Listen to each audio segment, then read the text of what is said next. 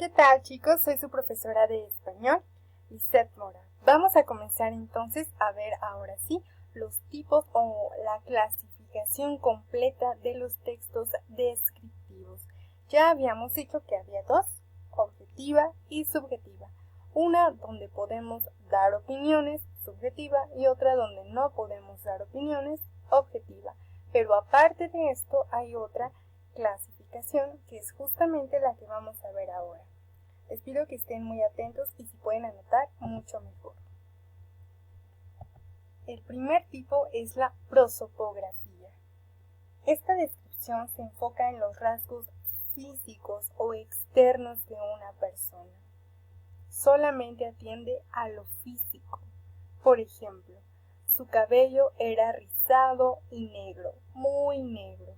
Marqué nuevamente los adjetivos para que vean que en todo tipo de descripción, sea del tipo que sea, siempre va a estar llena de adjetivos. Aún en esta que es muy breve, tenemos 3 adjetivos. Enfóquense en eso para cuando les pidan identificar un tipo de texto y no sepan si es una descripción, piensen, toda descripción va a estar llena de adjetivos. Vamos con la siguiente, la etopeya.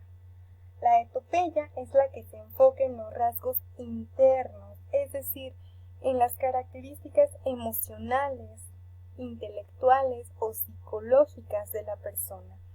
No nos describen cómo se ve, sino cómo es. Digamos, cómo es por dentro. Un ejemplo, muchos lo han definido como un hombre tan inteligente que era capaz de persuadir a gran parte de las personas con tan solo unas palabras. Eso no nos dice de cómo se ve, no nos dice más bien cómo se ve una persona, sino cómo es, qué cualidades o qué virtudes tiene. Eso es una etopeya. En la siguiente tenemos un retrato. El retrato, chicos, es la descripción que se encarga o que atiende tanto rasgos físicos, es decir, externos, como rasgos emocionales o internos. Allí nos dice tanto cómo se ve, tanto cómo es por dentro. Un ejemplo, mi padre se llamaba Esteban Duarte Diniz y era portugués, cuarentón, y alto y gordo como un monte. Era áspero y brusco y no toleraba que se le contradijese en nada. Allí nos dicen cómo se veía y otra vez hay muchos adjetivos. Por ejemplo, él era portugués, él era cuarentón, él era alto, era gordo. ¿Ven? Muchos adjetivos. Y además comparaciones, era gordo como un monte, pero también nos dice cómo era por dentro, otra vez adjetivos. Era áspero, era brusco y no toleraba que se le contradijera nada. Eso es la descripción tipo retrato. Te dice cómo es por dentro y cómo es por fuera. Y vamos a la siguiente, la caricatura. La descripción tipo caricatura se enfoca igualmente en rasgos físicos, es decir, externos, y en rasgos internos, como los intelectuales, morales o emocionales de una persona.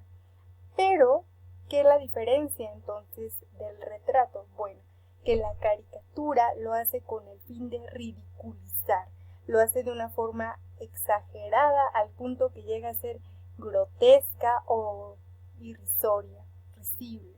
Vamos a ver un ejemplo.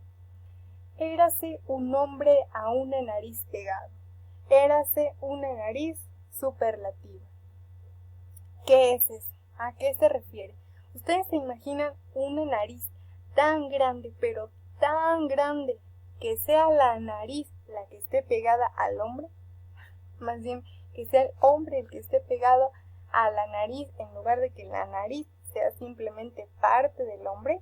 Es una nariz enorme, es una nariz inimaginable. Eso es la caricatura. Solo imagínense un hombre pequeño con una enorme nariz. Eso es caricatura. Vamos a continuar. Entonces, ¿en dónde podremos encontrar la descripción en general? En recetarios, en instructivos, en topografías, es decir, en descripciones de lugares o de la tierra, en crónicas, ¿no? Más adelante veremos lo que es una crónica. Por ahora, una crónica va a ser un relato bien detallado de todos los sucesos en un orden cronológico, es decir, en un orden temporal. Ahí hay mucha descripción. Cómo sucedió todo un día. Imaginen que ustedes hacen la crónica de cómo les fue en su día, desde que se levantan, ¿no? En esta cuarentena, hasta que desayunan, visten, comen, se bañan, cada cosa. Eso es una crónica. Y van a estar muy detallados, porque es descripción. Vamos a ver entonces un pequeño ejercicio para que todo esto quede más claro. Ejemplo. Al lado de la casa de la niña bonita vivía un conejo blanco, de orejas color de rosa, ojos muy rojos y hocico tembloroso. El conejo pensaba que la niña bonita era la persona más linda que había visto en toda su vida y decía: cuando yo me case, quiero tener una hija negrita y bonita, tan linda como ella. El ejercicio es: ¿qué será esto? ¿Es narración o es descripción? Porque a veces es muy confuso. Ahora mismo ustedes me podrían decir con certeza, ¿qué es esto? ¿Estoy narrando o estoy describiendo? Podemos atender a los detalles que ya hemos visto. Nos hablan de alguien. Ella vivía. Aquí hay un verbo. Veamos si hay más verbos. Además está en copretérito. Pensaba, otro verbo en copretérito. Era, otro verbo en pretérito. Había visto, otro verbo en pasado. Decía. Todo esto nos está dando acciones y además acciones en pasado. Muy probablemente se trate de una narración. Pero veamos ahora los adjetivos. Bonita, blanco, rosa, rojos, tembloroso, linda, negrita, bonita. También tenemos muchos adjetivos. Entonces, ¿cómo sabemos si es narración o es descripción? Fácil, recuerden las claves. La narración me dice qué es o qué pasó y en cambio la descripción me dice cómo. ¿Y aquí qué es lo que está haciendo? Aquí me está diciendo que había una niña, ¿no? Que además vivía un conejo muy cercano y el conejo pensaba que la niña era muy bonita y él decía: cuando me case quiero esto. Eso es una narración. No nada más nos dicen cómo se ve, sino que lo más importante es lo que va a hacer o lo que en este caso piensa el conejo. Eso es una narración. ¿Queda claro? Cuando se confundan y piensen, es que sí hay muchos verbos, pero también hay muchos adjetivos, piensen, ¿qué es lo más importante? ¿Cómo se ve o lo que está pasando? Aquí lo más importante es lo que está pasando, que el conejo quiere una hija como ella. Eso no describe, eso dice una acción, dice un pensamiento. Eso es la narración. ¿De acuerdo? Ahora vamos a ver, igualmente, un poco más de práctica para que vayan soltando esa mente en cuanto a discurso se refiere. Por ejemplo, ¿en cuál de las siguientes opciones predomina el discurso narrativo? ¿Dónde hay narración? Si yo digo, ¿qué hacemos con Casilda? ¿Eso está narrando? ¿Es una historia? ¿Tiene personajes? ¿Lugar? ¿Tiempo? No, eso no puede ser una narración. Si yo digo, Juan obedeció y enseguida se presentó, ¿eso puede ser una narración? Me está diciendo hechos, ¿no? Acciones. Primero me habla de una persona, Juan. Y luego, ¿qué hizo Juan? Obedeció y se presentó. Son dos verbos, están en pasado y me hablan de un alguien y me dicen qué pasó, que obedeció y que presentó. Muy probablemente puede ser un texto narrativo. Vamos a comprobar. Si yo digo, huir, Juan, huir de aquí, si no, somos perdidos. Igualmente me habla de un Juan, pero ¿está expresando acciones? Si yo digo huir, huir, no estoy huyendo, estoy llamando a que alguien huya. ¿Se dan cuenta de la diferencia? No hay una acción como tal, no hay lugar, no hay nada. Vamos a ver el siguiente.